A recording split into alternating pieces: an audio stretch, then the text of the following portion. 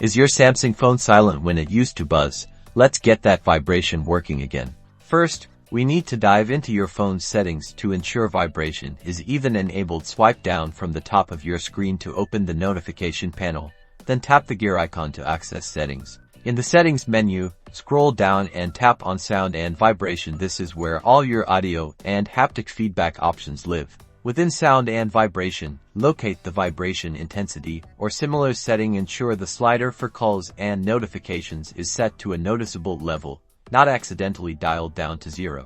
Next, check your Do Not Disturb settings. Swipe down from the top again, tap and hold the Do Not Disturb icon to open its settings. If Do Not Disturb is active, it might be silencing your vibrations. Make sure it's either turned off or configured to allow vibrations, perhaps via exceptions for important contacts. Now, let's try a quick diagnostic. Open your phone app and dial the special code to access the Samsung Diagnostic menu *0*#. On the diagnostic screen, you'll see various test options. Look for vibrator and tap on it. Your phone should vibrate if the motor is working correctly. If you don't feel or hear anything during this test, it suggests a potential hardware issue. If the diagnostic showed no vibration, we can try clearing the cache for relevant apps. Go back to settings.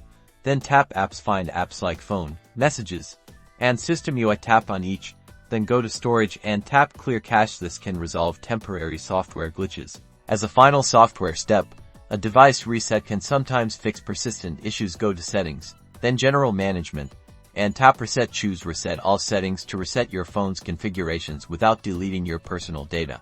After trying these steps, test your vibration again. If it's still not working, it's possible there's a hardware problem with the vibration motor, and you may need to contact Samsung support or visit a qualified repair shop for assistance.